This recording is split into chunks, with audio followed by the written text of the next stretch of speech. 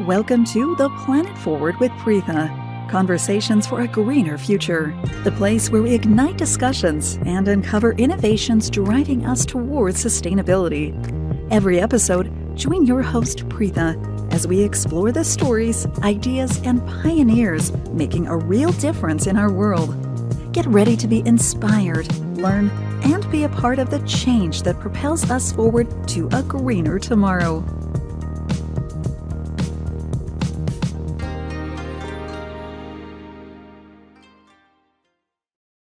Hello and welcome back to Planet Forward with Preetha, where we explore bold ideas, sustainable innovation, and transformational leadership that are shaping our world. Today, I'm truly honored to welcome a distinguished thought leader who sits at the powerful intersection of industry innovation and academic insight, Dr. Ramesh Subramoniam. Dr. Ramesh Subramoniam is a professor of practice in operations management and director of the Jindal Undergraduate Research Scholar JURS program at the Naveen Jindal School of Management, University of Texas at Dallas. Before academia, he spent over 27 years in leadership roles at global powerhouses like Amazon, Verizon, Delphi, and General Motors, and have been leading voice in the field of remanufacturing, sustainability, and digital transformation.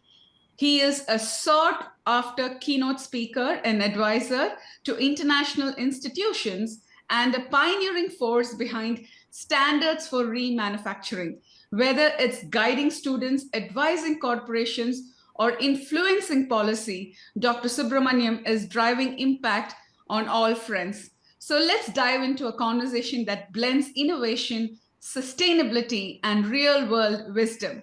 Dr. Ramesh, thank you so much for joining us today. Thank you so much, Preetha, for that wonderful introduction. I mean, this is, and first of all, I want to thank you for the Planet Forward with Preetha initiative, this podcast.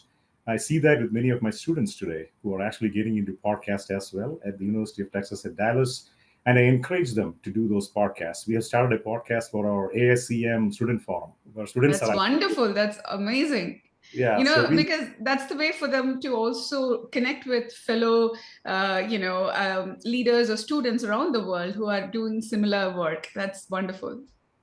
it's a very important aspect, which nobody thought about in the past, doing a podcast, or we didn't have the technology as good as what we have today. I And it's much agree. easier to do it. The students can do it. Anybody can do it. And this is what makes us powerful. We live in a new technology economy, I would say, where Absolutely. we have that power to make that change, and that is inspirational, like truly inspirational from the standpoint of how we can bring that. So again, building awareness in sustainability and specific aspects of within that sustainability. My focus area has been on remanufacturing, which is what I will be talking about today.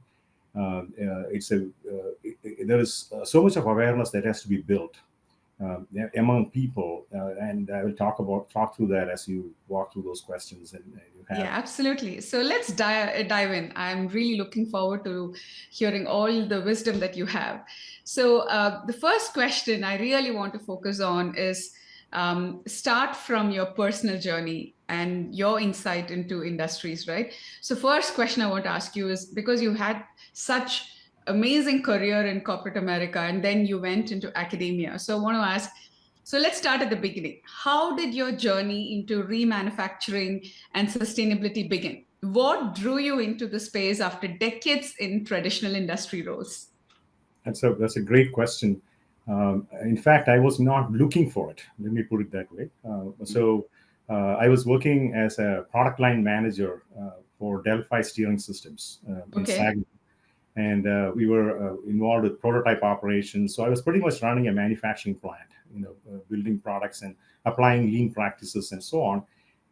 That's the time, that was the journey where, I was an engineer and I moved into management position and I was trying to get promoted.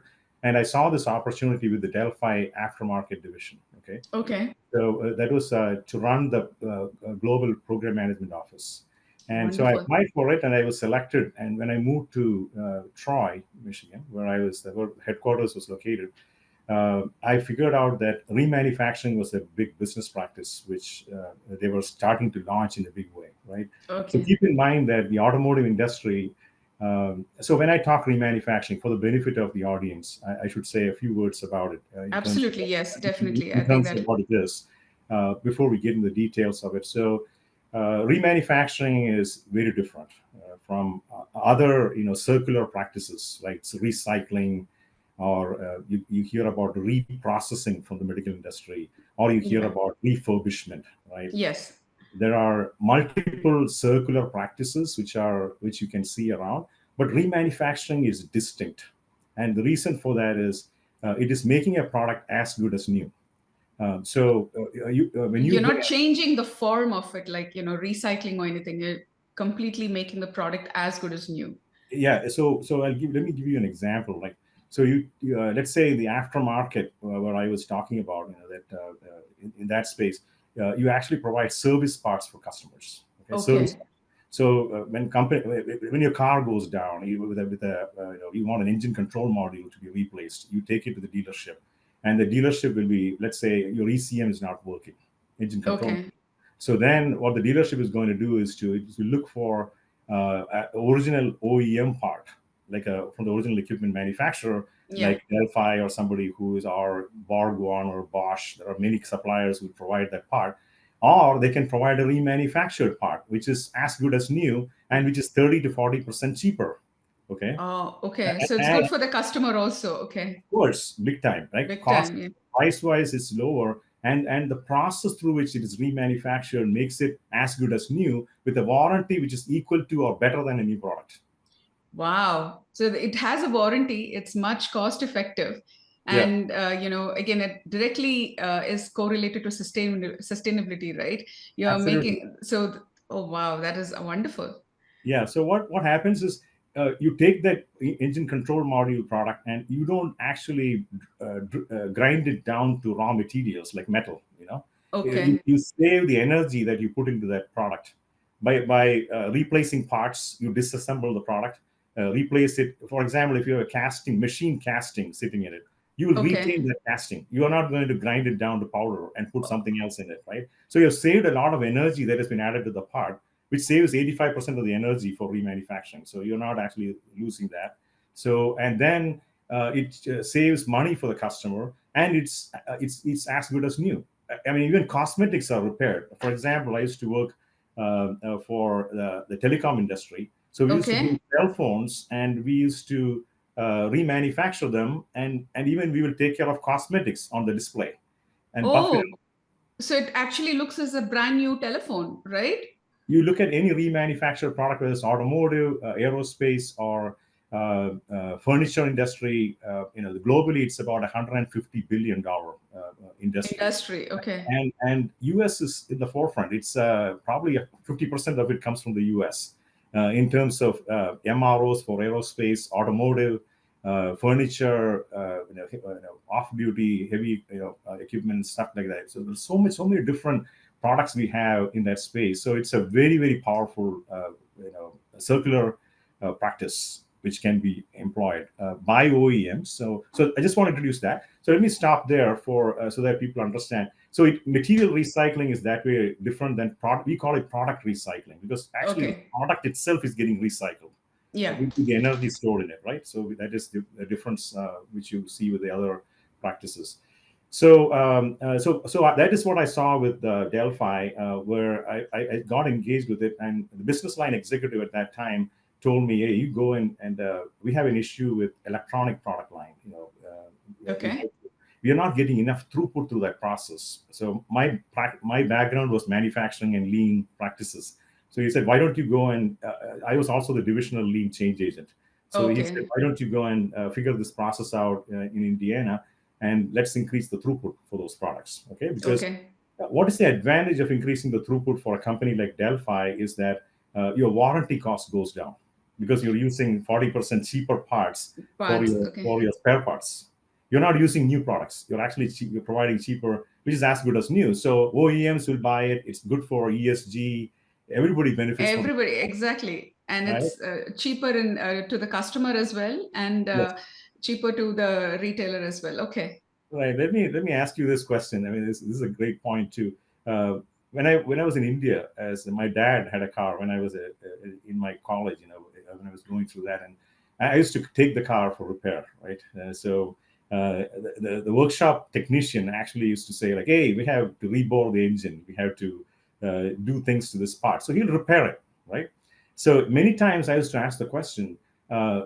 Is this part authentic? What he's doing, will it survive for the next 1 year, 2 years, 3 years? I didn't have any answer to that. He said, "Oh, I took care of it. It's running now." Right? That kind of suspect question which customers ask is what remanufacturing answers. It's an authentic part coming from an OEM who designed the part. Even you get remanufactured parts from independent remanufacturers also, but Yeah. OEMs having that is very powerful because they design the product. They know how to. And they stand behind the product also, Yeah, right? they Because stand behind the yeah, product. yeah. So there's so much so that's what happened there. And then I with Delphi, we worked on it for 3 months, and I could improve the throughput by 150% in that. Wow, that's amazing. And I thought it was a great thing. At that time, I got leadership award and all that. But then the next thing I knew was they said, "What is the next thing? Can you increase it further?"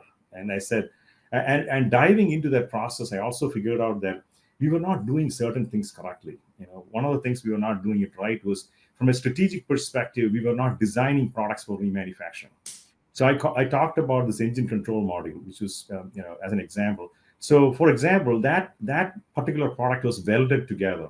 Okay. So when it came through for remanufacturing, we couldn't open it. Because it's not designed to for remanufacturing. It is only Yeah, designed for a one-time use. Okay. one-time use and throw it away. So similar to that, there were many aspects of strategic factors that were impacting remanufacturing. So that is what motivated me to do further research on it. And because we were doing it as an afterthought in the aftermarket stage, and we were fixing solutions and increasing the throughput on one side. But if Might as well look at the design from the inception itself, right? To think about remanufacturing so that the design itself can be changed. So you don't yes, have to reinvent the wheel. Okay. yeah, so when you do that, then it becomes, you can disassemble it. So if you want to really learn about the process itself, I work with the Reman Industries Council. In fact, Okay. I want to mention that right now that we have the Global Reman Day, April 24th, and Oh, wow. more Okay. conversation about publicizing remanufacturing as a sustainability solution. That's what RIC is doing right now. So It's this an podcast. amazing initiative. I definitely, this is going to be something which we definitely will, Yeah, put it out there so people understand how yeah. it is so important for sustainability, the remanufacturing, and it's good for Mother Earth. Yes, absolutely. So we are doing that. We started. I mean, RIC really has gained ground from the '90s. Started as a small group with cross industry council. So we have, and I was a part of that from my industry days. And now they haven't thrown me out because I publish and I also work with them. So I continue to be in their trade and policy committee, the lone academic member. Uh, Oh, and but that and is good because in a way it is good that you're in academia, right? You actually bring that wealth of knowledge and information that you gather to your students who yes, are thinking completely in yes, a different lens. So it's good that you are more yeah. of a, how do I say, like a glue, what is happening in the industry to academia. Right. So that's what I'm right. So that has allowed me to. So if you're interested, we actually published a standard for remanufacturing. It's called the ANSI, American National Standards Institute. So ANSI Okay. standard for remanufacturing sits in the RIC website, Oh, and really? you Oh, can okay. download it. You can download it. You can just put your email there, and they'll allow you to download it. And now we are working on so many circular economy. There are many standards that are coming up globally. As we Global. review them, making sure that remanufacturing is integrated into all of those, processes and standards. So continuously we meet every other week. We are meeting and talking through it and so on. So anyway, so that what happened with Delphi, and so I got into this research, and I figured out soon that we don't have in the U.S. People are working on the universities like RIT, for example, Rochester Institute. Dr. Nabil Nasser is a good friend of mine. He's the head of, Okay. but he's into reman and sustainability and all that. But the thing is, it was more experimental. So I visited his university.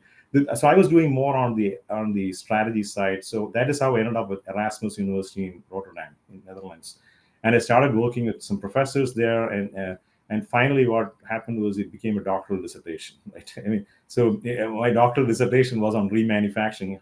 How do we create a Wow. framework for execution, right? So that happened, and so it was not a jump into remanufacturing. It was not. I was not looking for it, but it just came to me, and I fell into it, and then I got inspired, and I continued on. And then after that, I went to work for Amazon. Amazon was more into forward supply chain, and I asked the question, can I go and look at? They were starting to do some reverse logistics when I was working with them, but it was Okay. nothing close to what Verizon or other companies were doing. So I was excited about the opportunity to lead the returns operations for the telecom company, and so that allowed me to understand the millions of phones and devices that come back, and how do you remanufacture them, and also the technology that goes along with it. Right, telecom, I would say, was ahead of automotive in terms of deploying technology to solutions like that. So that's inspired me even further, and said, oh, traditional manufacturing can become more technologically oriented. We can Yeah. actually make them more powerful. And I will say this: remanufacturing is not an easy business, because collecting these old products back itself is very challenging, right? The supply chain of that, right? To The bringing it reverse back, supply the chain. reverse supply chain is very, very difficult. Yes. Yeah, the reverse logistics network has to be very strong.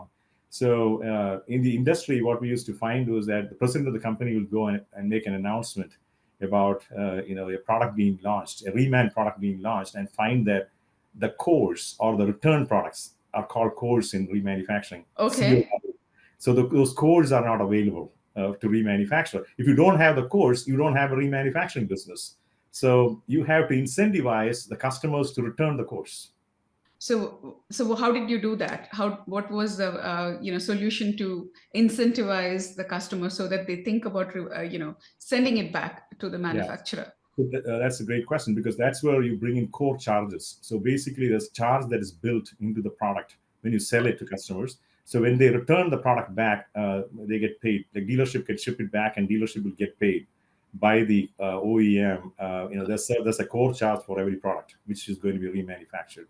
So the key is to make sure that its value enough, that dollar value is substantial enough so that the product gets returned.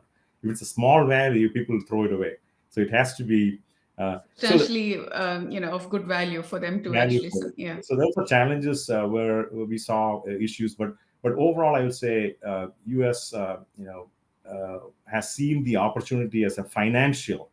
People get into remanufacturing for financial reasons. So this is with our current levels where we are at today, I'm very confident that remanufacturing will continue to flourish, because we will be focused on financial things forever, whether we shift in environmental reasons, whatever. Absolutely. Yeah. So Profitability definitely comes in yeah, the forefront. profitability No is doubt. number one. So it fits right into that equation, along with environmental things too. So we can combine them, and we and companies can really demonstrate the value to the customers. Okay, so And that I think if there, it's best of both worlds. There's profitability and it's also good for the environment. Why not, right? right. That also motivates anybody to come into this sector because they Yes. know that they also actually can make a good profit out of doing remanufacturing. Plus, there is an advantage which is good for the environment. So why not? I think it's a no-brainer solution, Yeah. right? Absolutely. Yeah. Absolutely. So I think you kind of gave us a really good idea about how you came into this remanufacturing and how your journey from being part of corporate America into academia. And then I'm really grateful that you actually gave us a little bit a background on what remanufacturing means. And, you kind of, uh, in layman terms, explain that. And so I'll go to industry challenges and global perspective. One you said was like, the supply chain, the reverse supply chain, that is something which is very challenging. Other than that, what are the biggest operational and strategic challenges companies face, like when trying to implement remanufacturing models? One you said was initially, even in the design phase itself, they don't look at it from a remanufacturing perspective. It's only meant for one-time use. Are there any other challenges? Like, are companies hesitant because of profit margin concerns, or due to complexity of reverse logistics? Can you just tell me like about global forums, right? Like you spoke a little bit about United States, but how does it compare it with your Europe or India in embracing circular economy principles in remanufacturing? Yeah. So multiple thoughts there. US, as I said, is financially oriented and will continue to be financially oriented. That will never change. You can look at the next 25 years. That'll be there, and this fits right into that spectrum. That space. So the challenges which I saw in the industry was the reverse logistics, of course, the returns operations. It's very, I mean, it's even forecasting what is going to come back to be remanufactured. If you're running a manufacturing plant, right? So we had a plant, we were in the telecom company I worked for, which had millions of devices we were actually remanufacturing every month. Okay. So we will get different SKUs like cell phones, iPods, iPads, everything was getting remanufactured.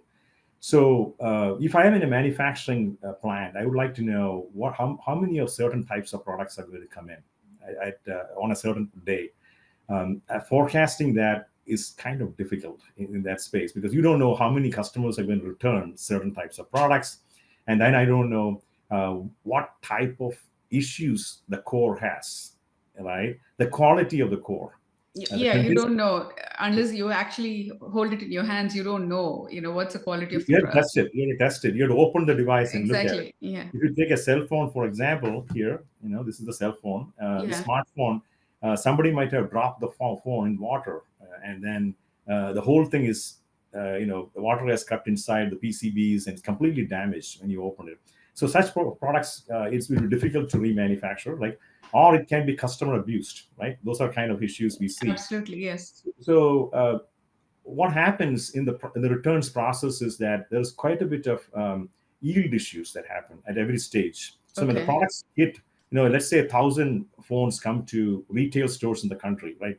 As an example, there's millions coming in, but let's say 1,000, and when they get to the returns plant where they're going to do the process, there's a centralized plant here in Dallas where they do all these things. Okay. Oh, okay. Okay. Because this is a central location, so AT&T, T-Mobile, all those people have central remanufacturing facilities here in Dallas. So when it comes here, a percentage of that will be dropped because you cannot use it. Same thing applies to automotive and others too, right? People might package it badly, it might be damaged by the time it gets there. So the condition of the course is a big challenge, right? We don't know what it is. Can you predict the condition of the course early on? Yes, you can. I mean, so how can you do that? I mean, if you ask the customer who is returning the part at the retail stores, maybe that person can say, hey, I have an audio problem. Or some people might be truthful. They might say, I dropped it in water. So you can actually collect that data, and that data can be shared with the remanufacturing plant. And that will make their process more efficient, in terms of bringing that product and making it, I'm now getting into I talked about the strategic aspects earlier with design for remanufacturing and other things. Yeah. But let's assume that you fixed all of that. Now the manufacturing side, remanufacturing side, these are the challenges. So when I started working, first I worked in the automotive space, which is very traditional. A lot of our parts are getting remanufactured, but we had a lot of challenges there. But when I got into telecom, I saw technology can be a powerful force. Okay. And at that time, I already had worked for Amazon. I knew that they were using data to drive supply chains so efficiently. So combining that Amazon experience and thinking about the technology aspects of how we can engage remanufacturing became my passion, looking into how to do it. So that's what I did. I mean, I will talk about a book which we recently published. Absolutely. If you could want to share something on the screen, I really encourage you to do that. Absolutely. Yeah. So we can do it now, or we can talk about it towards the Okay. end. Yeah. So let's finish this. So this core charge. Core charge is another one. How do we manage the core charges, right? Because there's so much money built into it, and then it's coming back. You have to keep track of all these things. Yeah. Our current software solutions don't have that capability. So there are some software solutions like SRC has created some internally, which they show when you go to their facility. There's a company that is involved in that, and so there are some areas, and some companies have done that. Caterpillar, many people have, they all have the core chargers installed, right? Automotive sector as well, but tracking them and making sure you pay them and all that stuff in the financial, we don't have a good system. We have to continue to build that, and there are some companies doing that, not all of them. The customer perception is the other part. So if you look into Europe and India, for example, you asked the question. US is driven by financial, so we are continuing to do more and more of that. But if you go to Europe, Europe is driven by environmental issues, so they are like Absolutely. They're very forward in that space. forward. Yes. So they are driving that in that space. So they're going in that angle, and so you'll see companies like Hilti and other companies. I visited a few of them, and we will be visiting a few companies for the May Master program, which we are going next month from UTD, and that's part of that sustainability curriculum and understanding what kind of processes and things they do in each one of those plants. So the point is that these are the customer perception in India, for example, is that even though we were used to repairing the product, like what I said when I was in the college, and how my dad's car was getting repaired, but people look at today's generation looks at a remanufactured product as a second-hand product. True. So how do you change that perception? They don't understand that you're getting a safe, durable, fantastic product as good as new, and it's not equivalent to any of the refurbished or repaired parts. It is a remanufactured part, which is a warranty equal to or better. I said better because some of the diesel parts, when I visited Spain in the automotive space, they were actually saying their remanufactured parts have more warranty than the new part. And you might ask why. I was just going to ask you, how is that possible? Yeah. That's possible because if you've seen the bathtub curve, there's an early failure for new products. And if you have been in the field for a long period of time, that early failure process has gone away. And now it is much more, you can give a warranty much better than a new product. Because it's much more stable right now. So then they can actually give more warranty. Yeah. Okay, got it. That's one of the companies I visited said like, hey, we are doing actually more warranties because they have actually gone through the early failure mode, and we can actually provide a better warranty for customers. So that was impressive. So that is what we are looking at, right? Completely, if you look at a refurbished part, for example, it might have some wear and tear of certain other components in it. If you see that in a remanufactured part, that will be replaced. Every one of them. So that's why it's as good as new. When it's completely revamped, disassembled, everything will be taken out. Cosmetics will be fixed, painted. They will put everything back, whichever product it is. So that is the difference. Even in the cars today, right? Like there are, used cars we get from the dealers. Again, it is much cheaper, definitely, rather than buying a brand new car. But then you do get warranty from the dealership, although it is an old car. So you're getting the same car with maybe some miles on it, but you're making sure that you're getting warranty at least for 3 years. And to me, that is the car I drive is a refurbished car. I never bought it as a brand new one. For me, it was like I'm getting the brand what I wanted, plus I got it at a much lesser price. Absolutely. And I got a warranty from the dealer. So for me, it was like, that's all I want to do, and it was cost effective for me. I was looking at it from that perspective as well. Yeah, absolutely. So that is exactly, Preeta, what this offers. So these are the challenges from an operational perspective. Now, there are also other strategic factors which I outlined in my thesis. I went into 10, 15 different factors. Like, for example, I'll give you one more example. I talked about design for remanufacturing, but brand, for example. Companies are very concerned about their brand, automotive OEM. So when independent remanufacturers came in and started disassembling products and remanufacturing the product, because the original OEMs ignored remanufacturing for a long time because it was an afterthought. So when they started getting into it, we already had about 2,500 independent remanufacturers doing that already in the US. Okay, So some of them were huge giants, like $2 billion and $3 billion in revenue. Wow. And that's all they did was Yeah, remanufacturing. exactly. They did remanufacturing, and they were they will reverse engineer the product, okay, and they will open the product, and so what happens is that the OEM started realizing that there'll be some kind of brand erosion aspects involved as well. So they don't want anybody opening their product and then putting somebody's name, or maybe even selling it as sometimes we saw that in other countries that they might even sell it as the And original OEM's company, yes, name, and then it's a brand erosion very clearly because absolutely, product may not yes. be as good. So there's counterfeit parts and so on. So there's those kind of issues. So OEMs then got really excited. They were driving that, and so operationally as well as the strategic reasons and changing the customer perception is our top priority today. And associations like this, Reman Industries Council, podcasts like this, which are communicating to audience about the value of this product, which people don't understand.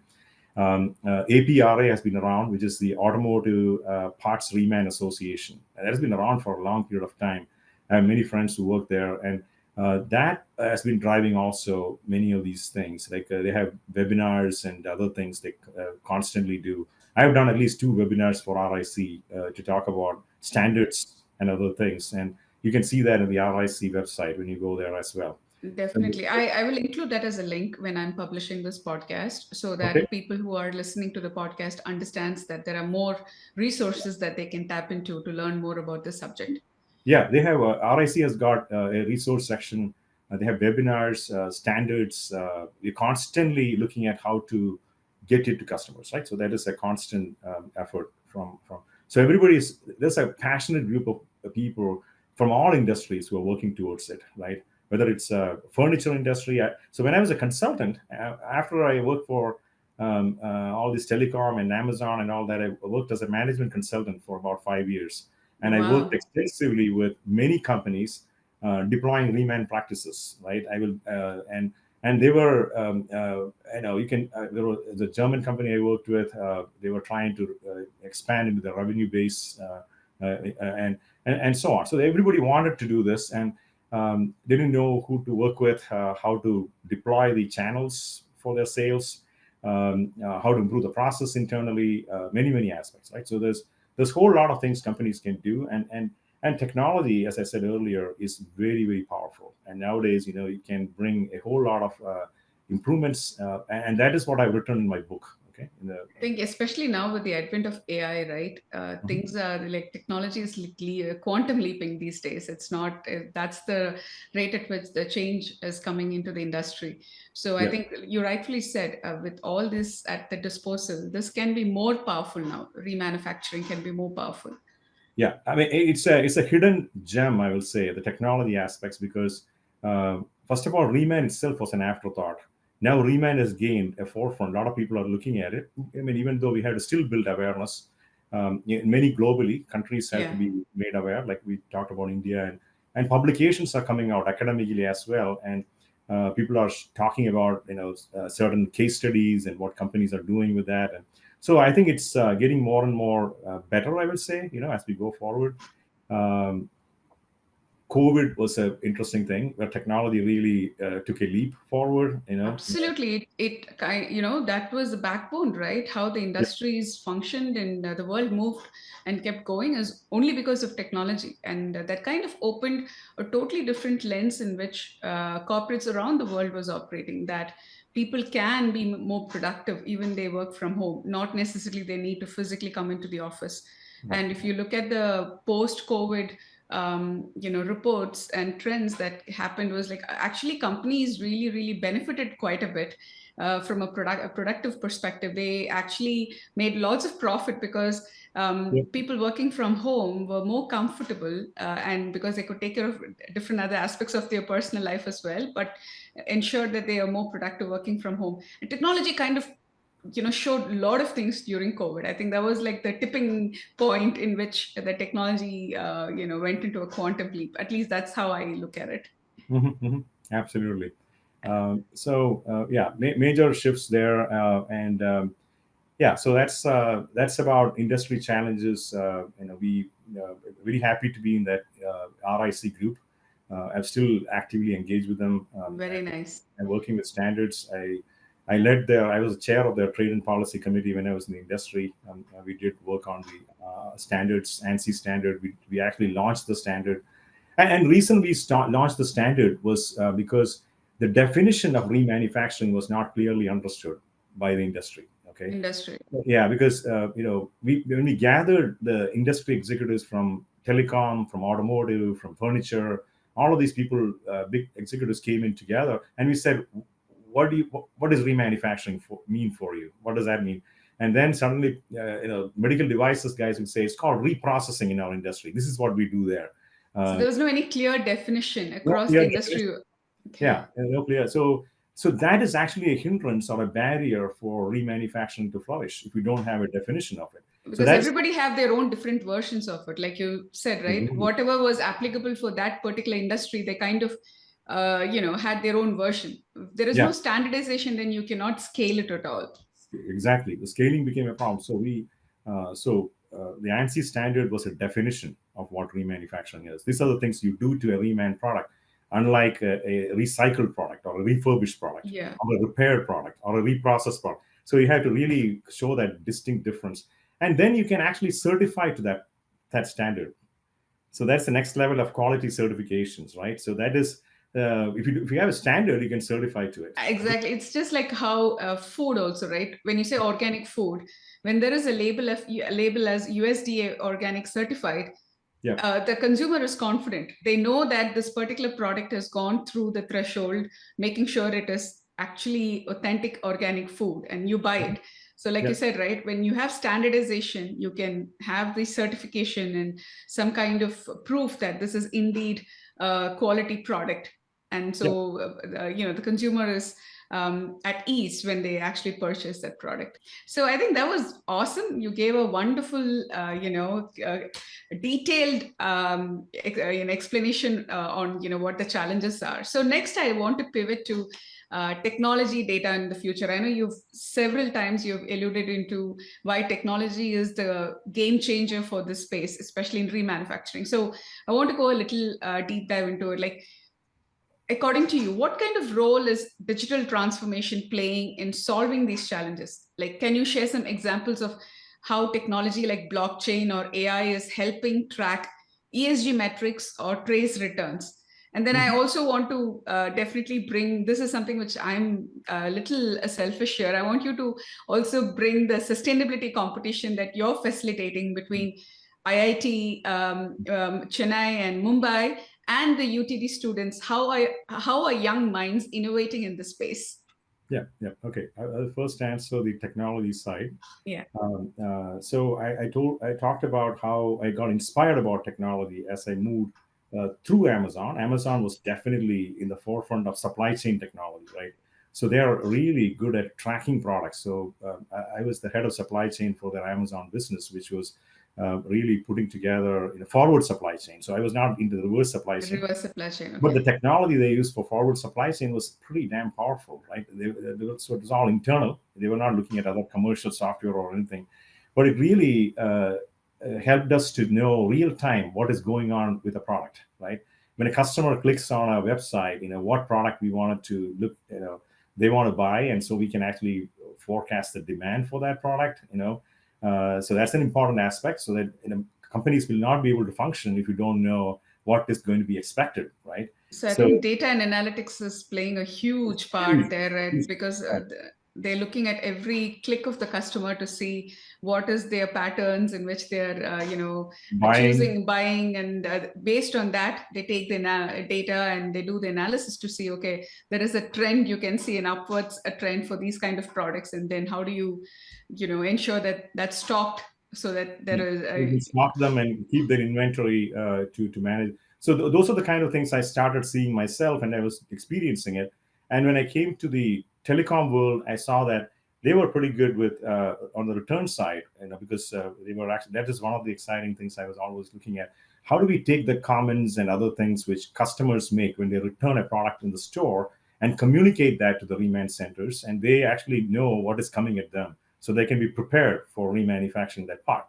And that was an interesting one because otherwise what happens is that today's industry world, we have a lot of 3PLs, the third-party logistics providers doing Yes. service for OEM. So if you don't advise them properly, they might open every single part and you might be paying for it. So you have to actually understand. So people were diving deeper into it, and we had the technology was helping us out in terms of connecting the dots there, communicating that. Of course, the operational technologies are wonderful. We have robotics and other things we can do. Many plants are now fully automated to that extent, even the returns environment. So I think it has come a long way where we were at from the past. Now, what we are seeing from an evolution is the AI technology, right? The artificial Yes. intelligence, creating, absorbing the real world for the demand side itself. How do we take other factors beyond the company's control and putting that in the system, like the Suez Canal disruption or economy changing or trade tariffs going into effect? How does that impact your business? And then tying that to forecasts, how you can forecast it. In fact, we have an executive coming in a few weeks actually, to talk about how O9 Solutions is doing that for the company. Right? So we get exposed to all these industry. That's one thing I enjoy actually being in the university, because we are constantly interacting with. If I was working for one single company in the past, now I work with many companies. Because And when you're working for a corporation, you're only looking at what is that, happening in that particular company and you don't get the view of the world.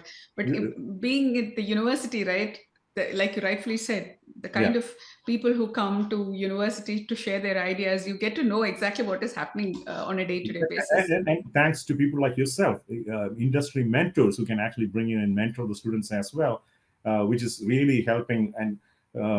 And of course, the location of our university, really the hub of activity every single Dallas, there's that's nothing. growing This so place is fast. like Yeah. exactly. This place is growing so fast that students are very lucky to be part of University of Dallas of Texas, because the kind of exposure they get because they are part of UTD is unbelievable. Because Yes. they're yeah.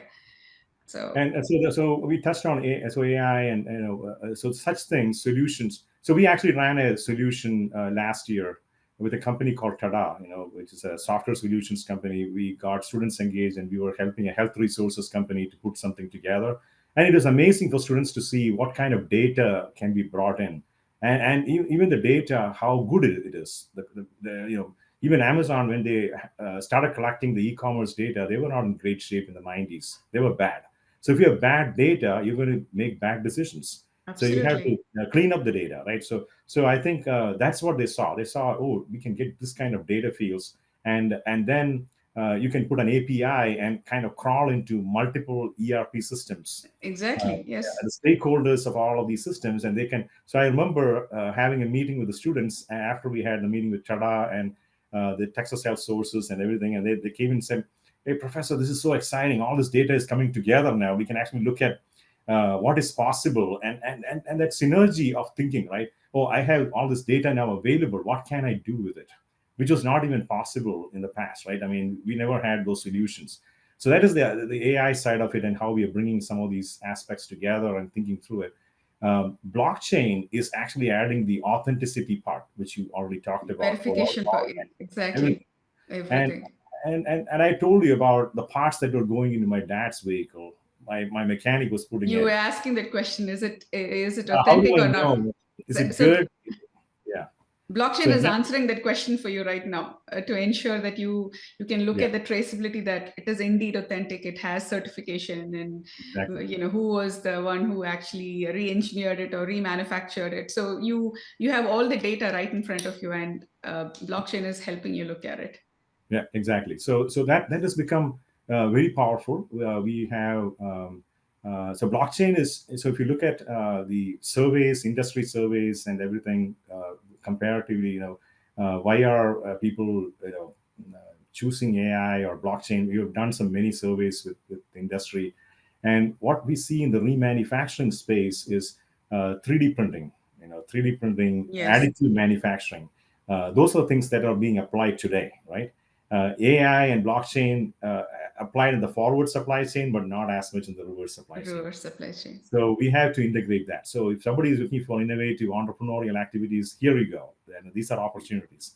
How do we engage, remanufacturing into, This into can be a great startup idea. yeah, People who want great to startup start. idea. Great. Yeah, so it's just amazing insights can be put together, and we can drive it, and we have solutions available. So what we did was we had this copper wire tada, and we had Caterpillar ZF. We pulled together a panel in the Reman Industries Council conference about 2 years ago, and we had a discussion on this. Okay. What are the challenges in remanufacturing? What are the kind of digital solutions? So wherever the possibilities are, I'm trying to bring the platform together to have a discussion around it. And then maybe it can result in some kind of, everybody benefits from it. The software solutions providers can get business. The OEMs will find solutions from these partners. Because we live in a world of digital ecosystem, and what companies don't know today is which digital ecosystem will help them, in fact, go forward. There's so many players out there, and they're confused about how to bring all of them together. Every company has got 5 or 6 different solution providers we're working with, and so there's always this confusion of which one do I bring in? I'm already working with one person, and so if you really have one dashboard of data which you can really get it to finally, like the ERP solutions that came in the 90s, right? The 60s and 70s, companies were completely lost internally because departments were not communicating back and forth. Now we have come a long way where we can actually communicate across stakeholders. Yeah, for HR, like in companies use Oracle, they use PeopleSoft, they use Workday. So it's completely streamlined right now, right? Because of the ERP packages. That's correct. So what I have done in that publication, which we just now did for, so what happened is that there was the Switzerland faculty members who we will be visiting in May. There was one professor who came and talked in a webinar. Okay.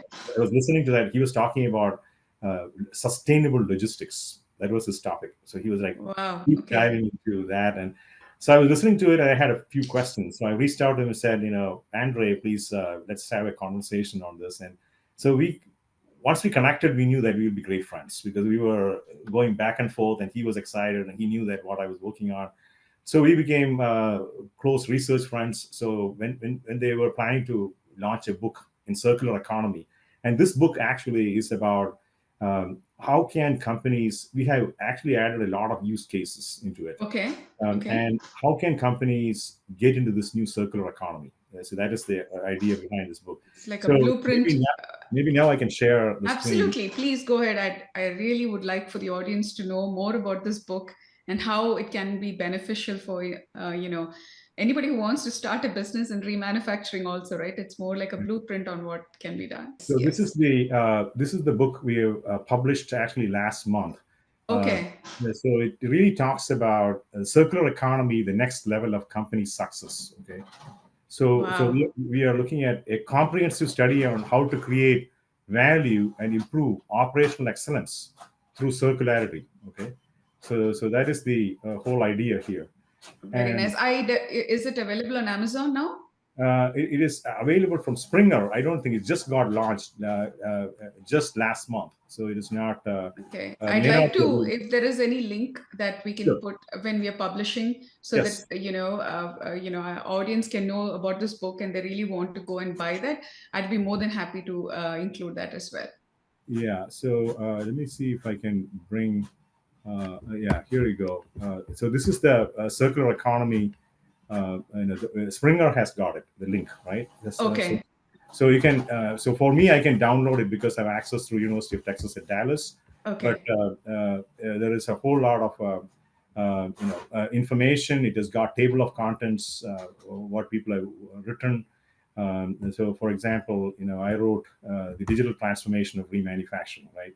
Okay, so, that is yours. Okay, you contributed. That is the concept of what. So you can look at that, and then the book is available now. What I want to show you also here is that it gets into the case studies, right? You're looking at why are companies implementing circular economy? What are the strategies? Like all these refuse, reduce, reuse, repair.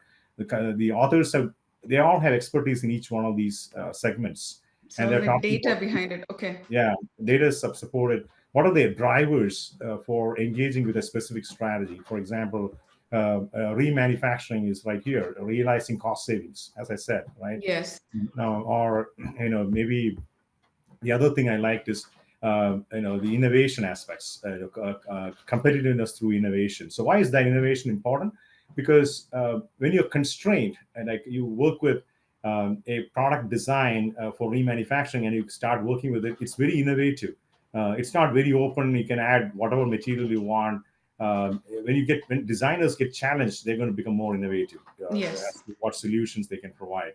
So there's and also a lot more opportunities than what we can discuss. So anyway, a lot of case studies in this article, in this book.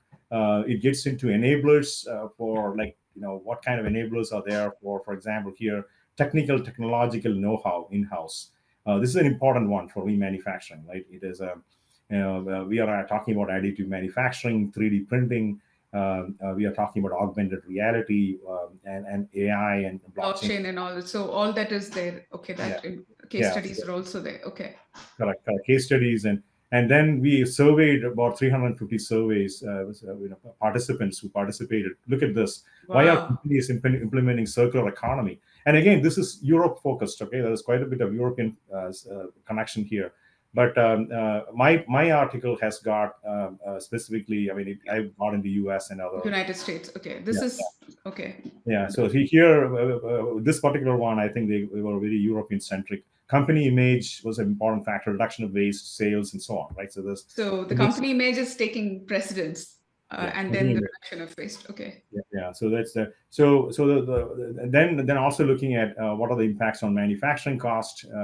If you were to make it a part of the core business or separate from the core business, what are the impacts on that, right? So you can see significant impact with the core Absolutely.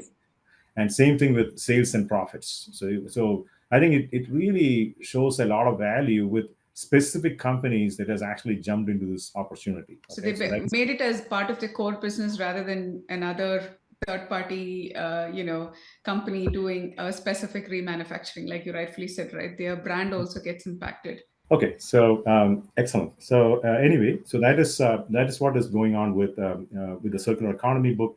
We got it published. We are very excited about it, and we are looking at the next frontier. How do we take this forward, going forward with new type of research?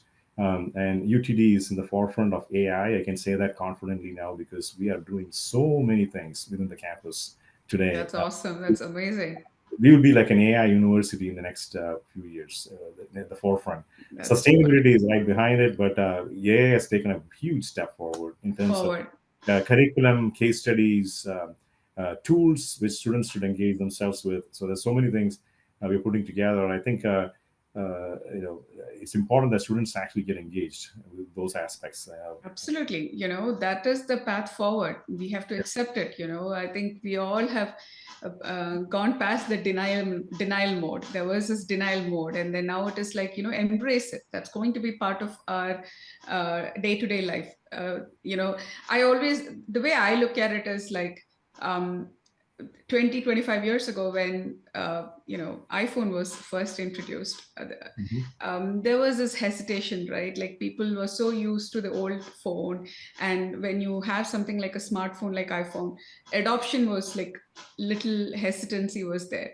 And then you started looking at everybody. Even if you go to India, even if the remote villages, people Yep, have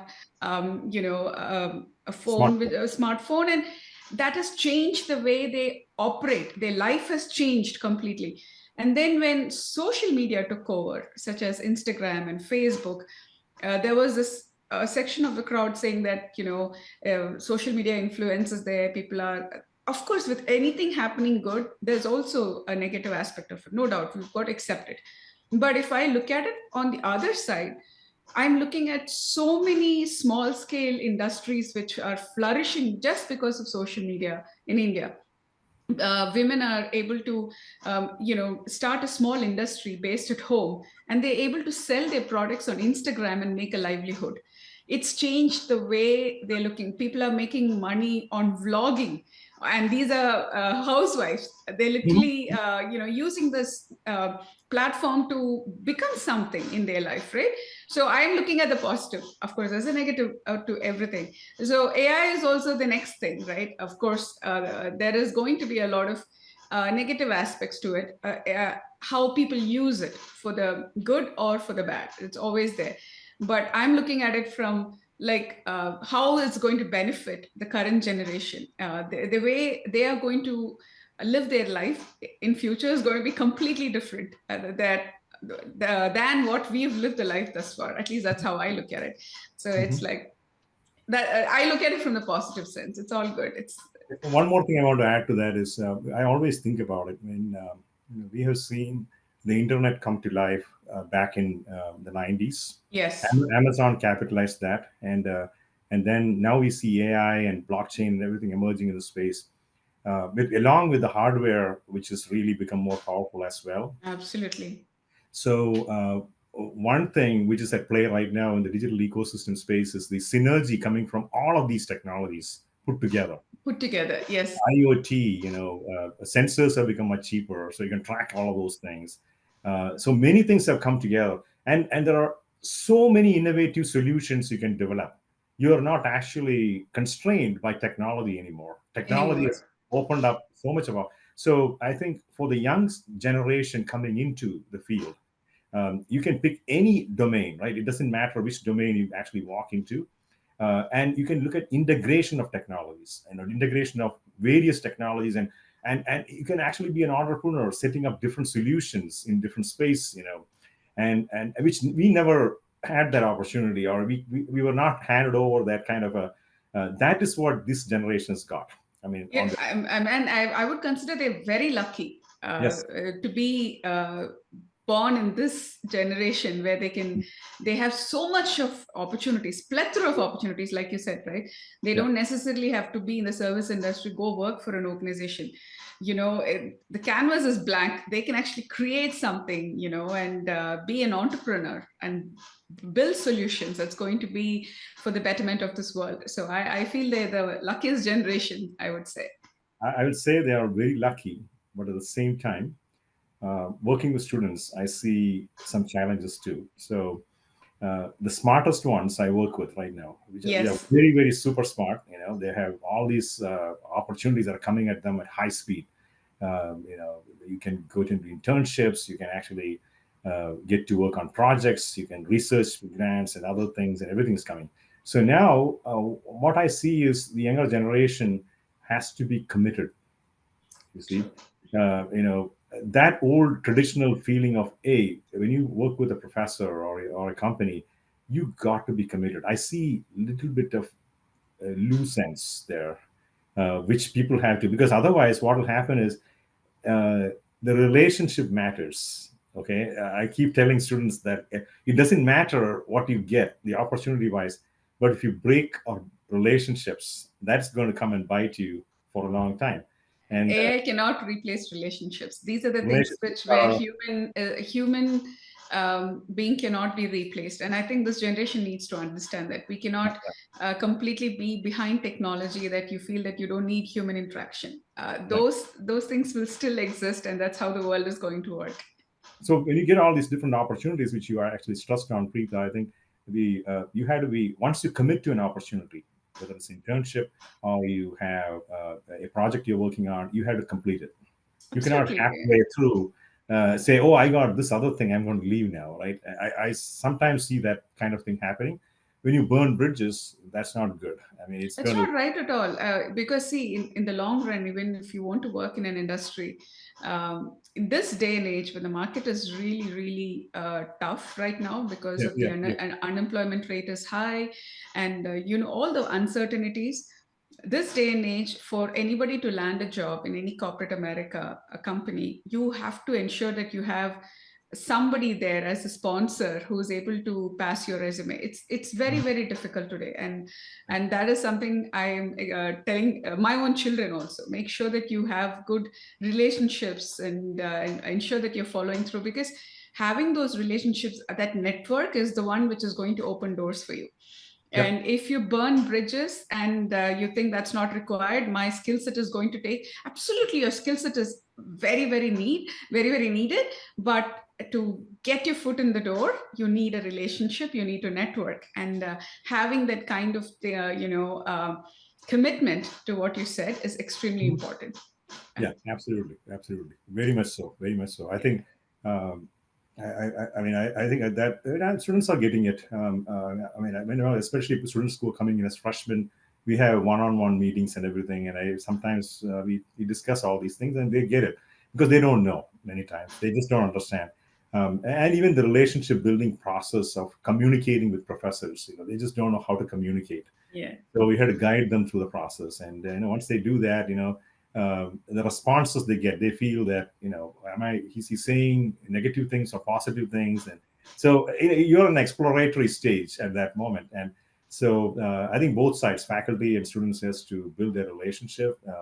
Faculty has to be forgiving to some extent, working with students. And the students has to be more committed, and then you can have a real strong relationship building process. And once you have a relationship built, I think it lasts for a lifetime. I mean, absolutely. Oh, I can vouch for it because my daughter just got admitted into Michigan law, and she's Mhm. going to start her law school.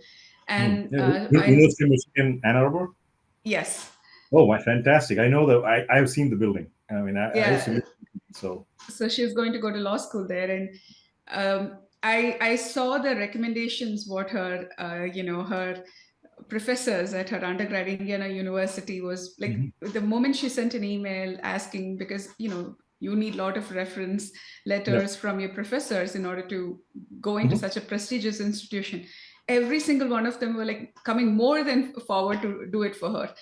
And once she got the admission, she sent them a note saying that I'm really happy to tell you that I actually got it. They said, who better than you can get it? We're so happy for you. And I guess that relationship is very important, what you maintain that 4 years there. And they were there to help her for the next phase of her life. And I know she's going to stay in touch with them for the rest of her life. I know her, but I'm saying that relationship definitely helped. I mean, well, not only the relationship, as you is talking about deeper relationships, right? You understand this, the faculty knows the student inside out, and Yes. so that person can really write in terms of. So we see a lot of shallow reference letters. This doesn't mean anything. Like the high school counselors, they write, "Oh, this student is a great student. He's got an A plus. Okay, great." Um, uh, but if you say he worked or he or she worked on a project and I was able to supervise, and you give some more Going into the insight. next level, like what the student is Deeper. about, Yeah. what was it work ethic, and what were what are his unique skill set or her unique skill set. Right, Those right. things really matter, right? Yes, yes. And as you said, when faculty has that excitement about a student, then the faculty will drop everything and write a letter. Even if they are Absolutely. swamped, they'll say like, "I'm going to do this tonight. I'll send it out before I go to sleep." Absolutely. Whereas if the student is not well known, he's one of the 200 people you taught. Sometimes I would ask the student, "Why are you asking me? I don't know what I can write for you. Maybe if I write something that may not be the best fit, you should work with somebody closely. Maybe you did work with somebody, and that's the person you should be really asking for what letter." And so that's the important part. I think that's the big message you and I are talking about to the younger generation. What they can take away in future. So Absolutely. technology is one side. Content is important, but all the other things we just now discussed are Yes, 100%. So I definitely want to ask you about this competition that you yes. are working with the IIT students in India and at UTD. I definitely want you to explain more about that. Yeah. So I think it was 2 years ago. One of the directors from UT Dallas had sent me this veggie competition and a sustainability competition, and he knew that I was very passionate about sustainability. I was working with UTD sustainability initiatives and things like that, trying to bring technology into it and so on. So then I said, okay, let me explore this. And I actually reached out to students, graduate and undergrad, and I always try to mix them up so that actually they can learn from each other. So I put some three teams together. I set it up. It was all done internally within UTD. I didn't go outside of UTD at that time.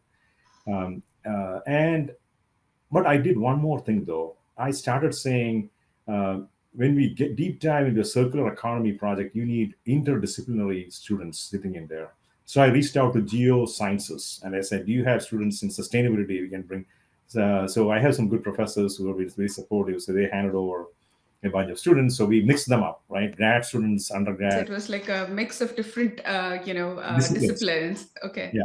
And so because circular economy and sustainability has, I mean, solutions come out of interdisciplinary perspectives. 100%. 100%, right? Yes. And I'm reminded of one of my friends who's an IIT professor, and he told me that we were classmates, and he said, "Hey, I was trying to solve this tough problem in aerospace, and I worked very hard, but then I was so stereotyped into aerospace conferences. But one time I went and attended a nonlinear mathematics conference, and that day I solved my problem."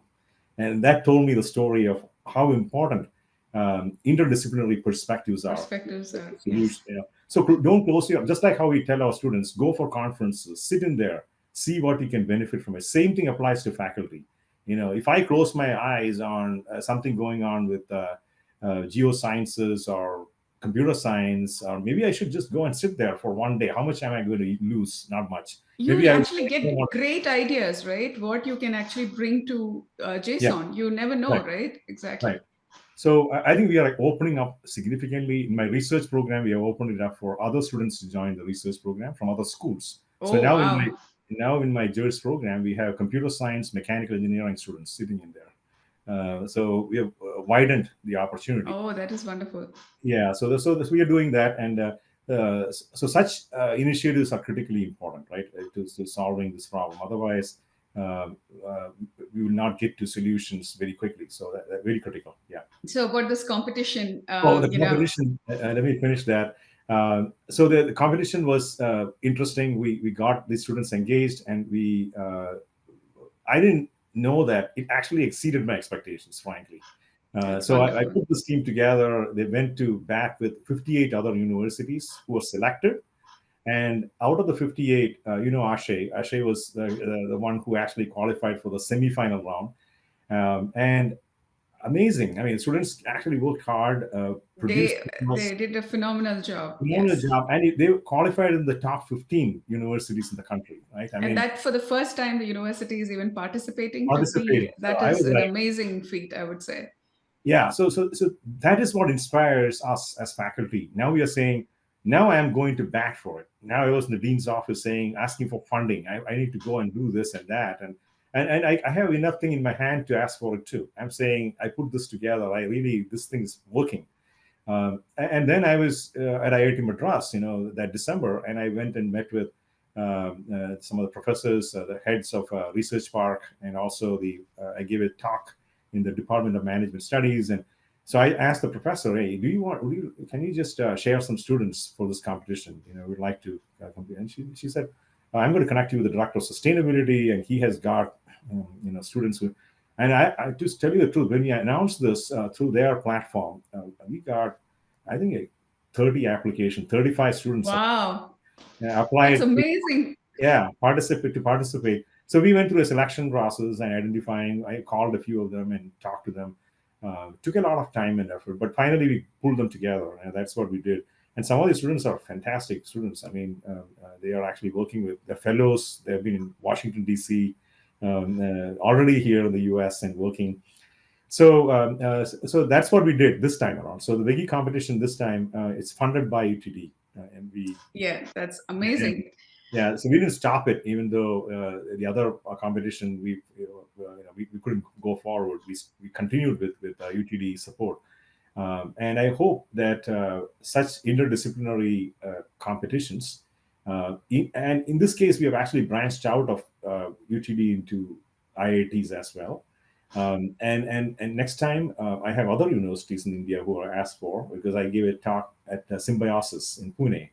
Oh, nice. That's one of the top His institutes. top institutes, and they are excited. They are saying, so I'm waiting to see next time when we engage a competition like this, we can put some of those students in the process too. Because that's an opportunity for the students to also to interact, understand how they can collaborate with students based out in United States. And I think it's in a way it's like an exchange student program, but again, Yes. this is focused on a particular subject and a competition. But I would say it is an exchange student program.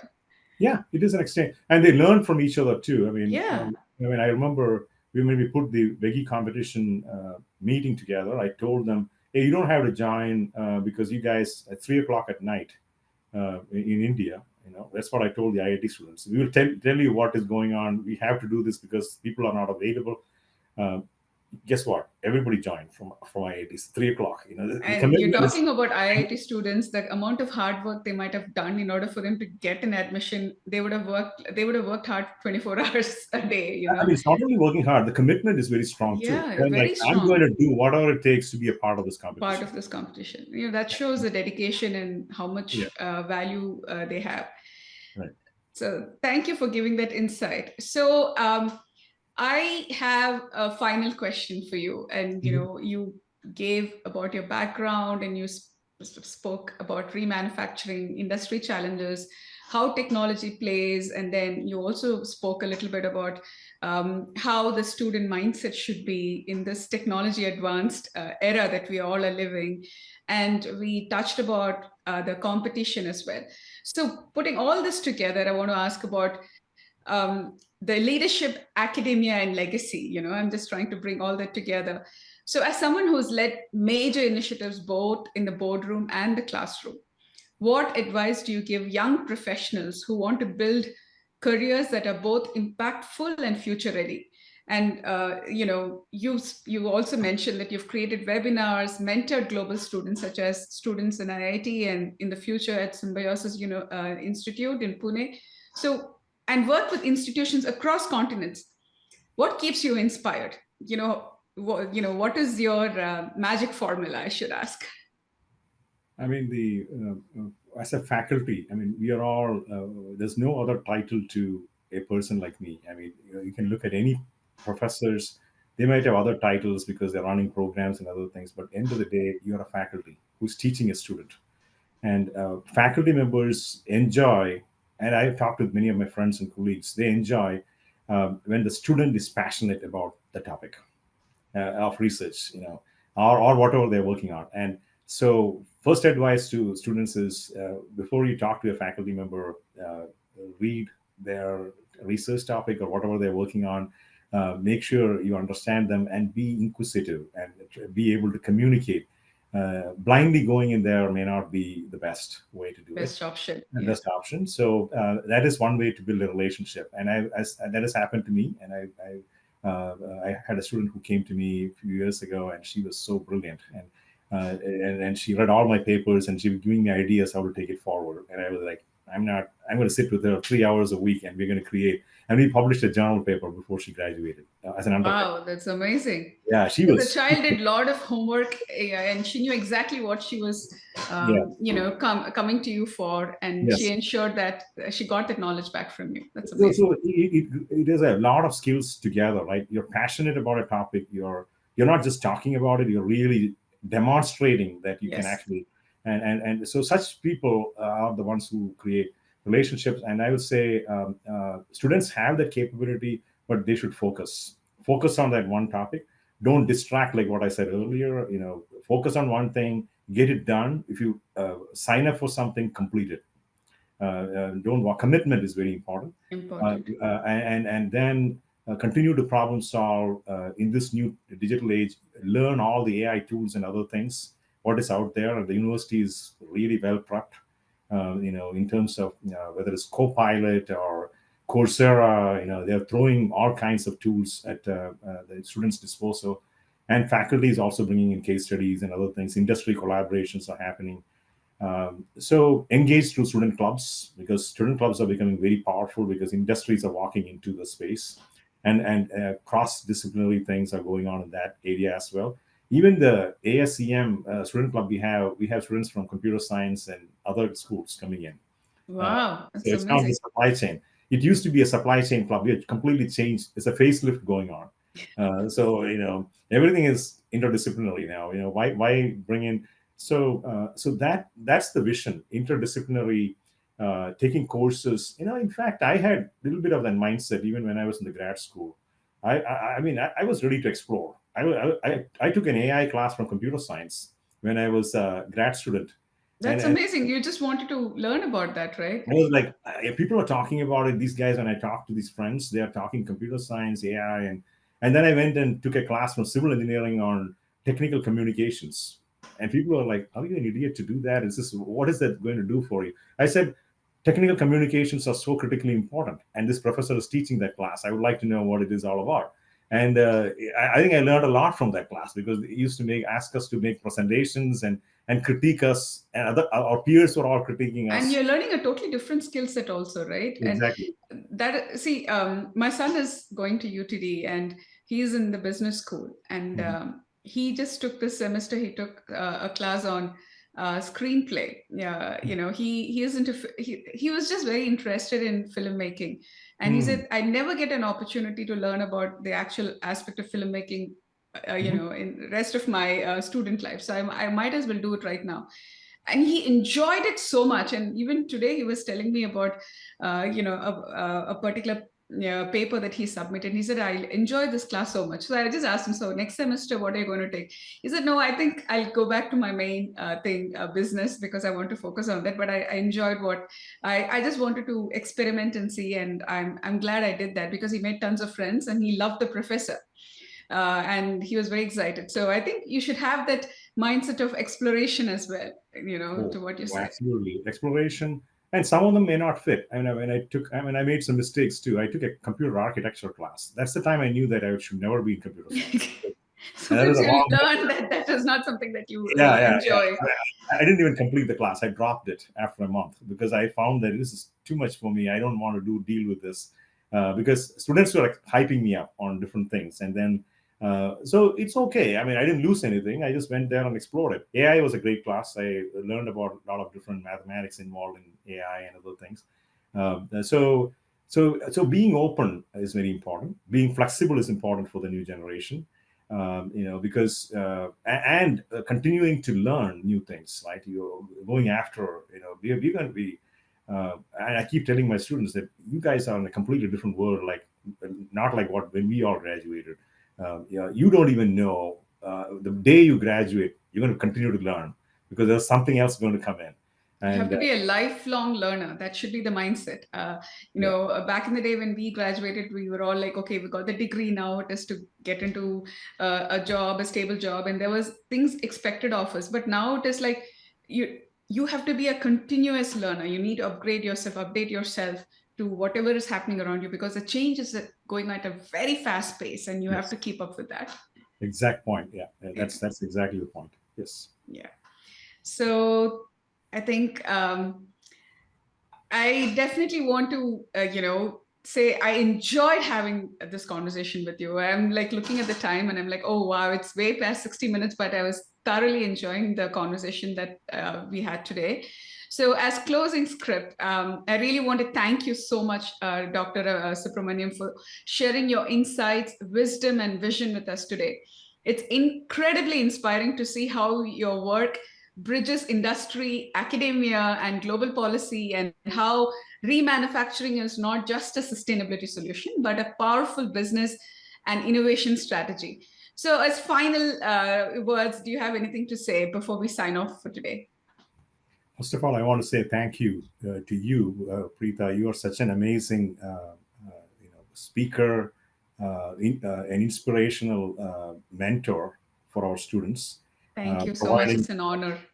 providing insights, and I think the coming from industry, it is very important. I can say I worked in the industry and I'm doing that. Okay, that has some credibility, but people who are currently in that space, who are actually Yeah. exploring, um, uh, we value that a lot from UTD. We bring in those people and we want to connect them. So you are doing an awesome job mentoring the sustainability competition and getting students connected with big companies like Greenworms and Monisha's Sacred Groves and so on. Yes.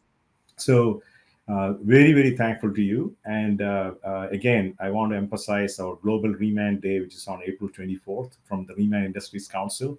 I think this would be a great podcast. Absolutely. I will put all that information when we are publishing this podcast to ensure that our listeners get that information and they can join that event as well.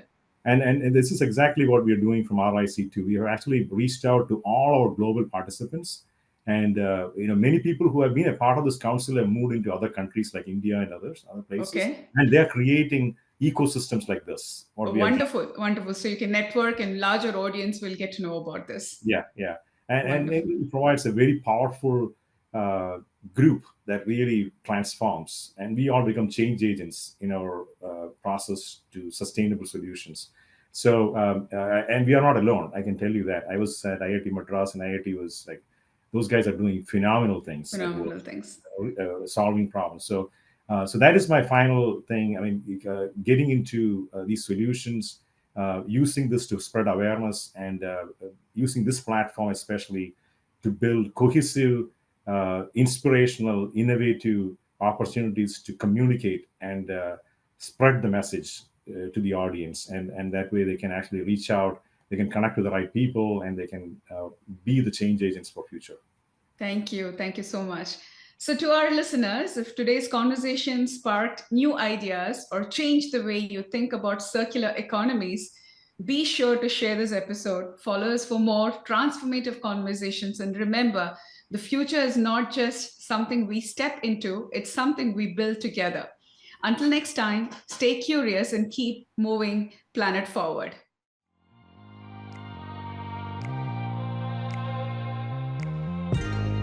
Thank you for tuning in to the Planet Forward with Preetha, conversations for a greener future.